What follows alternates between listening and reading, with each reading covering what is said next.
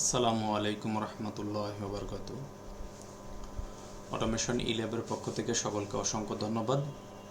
আমি আজকে একটা রিলে লজিকের উপরে একটা সিম্পল রিলে কনসেপ্ট, আমরা অনেকেই PLC relay logic PLC programming শুরু করার আগেই আমি সবচেয়ে যেটা সাজেস্ট করি, রিলে নিয়ে যদি কনসেপ্ট ক্লিয়ার না থাকে তাহলে আমাদের পিএলসি বা আদার্স কন্ট্রোল সিস্টেম বা অটোমেশন নিয়ে কাজ করা একটু, আমরা যখন প্র্যাকটিক্যাল হ্যান্ডে যখন কাজ করতে যাই তখন আমরা এই যে সকল প্রবলেম ফেস করি বেশিরভাগ ক্ষেত্রেই আমাদের যদি বেসিক লজিকের উপর কনসেপ্ট ক্লিয়ার না থাকে তাহলে আমরা বিভিন্ন প্রবলেমের সম্মুখীন হই।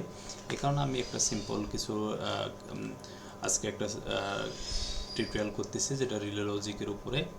ইনশাআল্লাহ নেক্সট টাইম আমি রিলে লজিকের উপরে সিরিজ নিয়ে আসতেছি, সিরিজ অফ কিছু ক্লাস থাকবে রিলে লজিকের উপরে।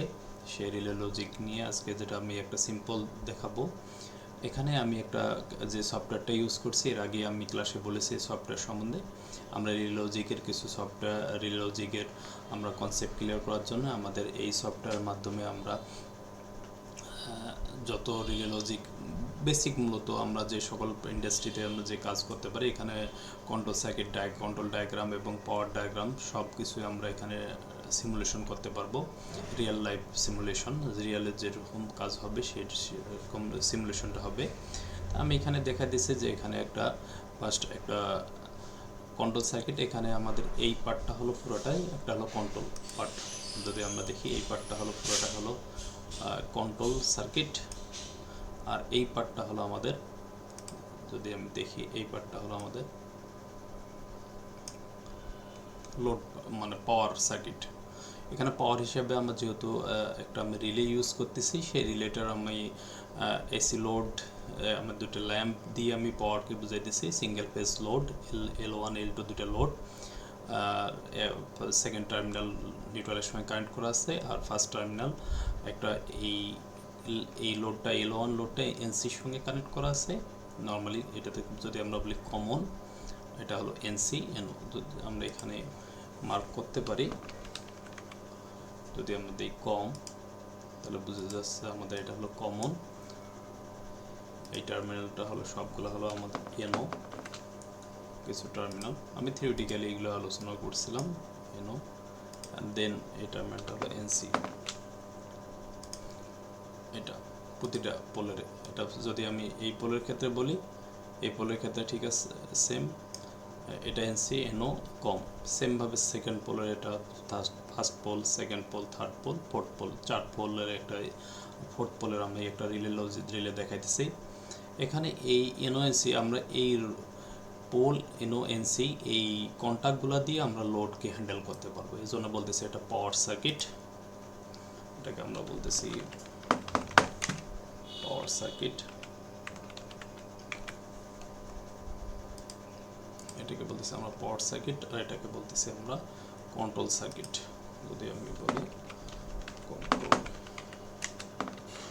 সার্কিট, এগুলো আপনারা আপনাদের মতো করে ডিজাইন করতে পারবেন আপনাদের কনসেপ্ট যখন ক্লিয়ার হবে। এই কন্ট্রোল সার্কিট, এই পাওয়ার সার্কিট এবং কন্ট্রোল সার্কিট আমরা যদি কনসেপ্টটা ক্লিয়ার হতে পারি, তো এই পাওয়ার কন্ট্রোল সার্কিট থেকে আমাদের হবে মূলত আমরা কন্ট্রোল ভোল্টেজ, যদি আমরা কন্ট্রোল সিস্টেম ডিসি ভোল্টের কন্ট্রোল সিস্টেম হয় 24 ভোল্টের, তাহলে 24 ভোল্টের কন্ট্রোল সিস্টেম হবে। আর যদি পাওয়ার সার্কিট আপনার 110 ভোল্ট এসি হয় তাহলে এসি কন্ট্রোল সিস্টেম হবে।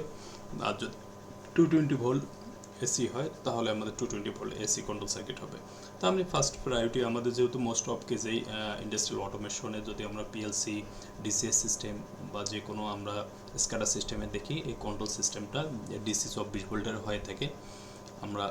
যখন আমরা লার্জ স্কেলে যখন যাই, আর যখন আমরা ছোটোখাটো দেখা যাবে বাসা বাড়িতে ডল স্টার্টার, ইন্ডাস্ট্রিয়াল স্টার্টারে যদি সিম্পল একটা মোটর আমরা কন্ট্রোলিং কাজ ইউজ করি, এই ক্ষেত্রে আমরা কন্ট্রোল সার্কিটটা আমরা 220 ভোল্ট এসির মাধ্যমে আমরা কন্ট্রোল করতে পারি। এখানে আমি যেটা দেখাইতেছি, কন্ট্রোল সার্কিট আমরা যেহেতু 24 ভোল্ট আমাদের প্রয়োজন, সেই 24 ভোল্ট পাওয়ার জন্য আমরা একটা SMPS switch mode power supply use করতেছি। আর এই কন্ট্রোল সার্কিটটাকে পাওয়ার সাপ্লাই পাওয়ার ইন্টারাপশনের জন্য আমরা একটা সার্কিট ব্রেকার ইউজ করতেছি। যদি কোনো শর্ট সার্কিট বা কোনো সার্কিটটাকে লোড প্রোটেকশনের জন্য আমরা একটা সার্কিট ব্রেকার ইউজ করতেছি। আর এখানে জাস্ট একটা সিম্পল আমি একটা পুশ বাটন সুইচ দিয়ে, এই পুশ বাটন সুইচ দিয়ে আমি এই রিলেটাকে এনার্জাইজড করব, আর রিলের পোল চেঞ্জ হচ্ছে কীভাবে সেটা আমরা দেখব। আমরা সিমুলেশনে যদি যাই আমরা সিমুলেশন করতে পারবো। নর্মালি যখন দেখতেছি আমরা এই পাওয়ার সার্কিটে এই লোড লাইনের সঙ্গে কানেক্ট আছে এনসি দিয়ে আমি যে লোডটা চালাই সেটা অন আছে, এবং এসে আর লোড টুটা যেটা এনও দিয়ে আমরা এনার্জাইজ করতেছি সেটা অফ আছে।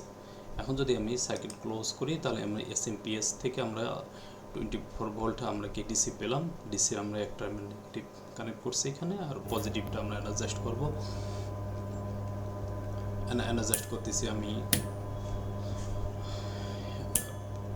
30 নম্বর পিনটা আমরা নেগেটিভের সময় এনার্জাইজ করতেছি, 40 নম্বর পিনটা আমরা পজিটিভ। আমরা সুইচিং করতেছি, দেখি আমাদের কি যতক্ষণ আমাদের রিলেটার এই কয়েলটা এনার্জাইজড থাকতেছে, কারেন্ট প্রবাহিত হচ্ছে, কয়েলটা এনার্জাইজড, যতক্ষণ আমাদের কয়েল এনার্জাইজ থাকবে ততক্ষণই আমাদের এই টার্মিনালগুলো এই এনও এনসি এনও থেকে এনসি থেকে আবার এনওতে চলে আমরা ছেড়ে দিতেছি।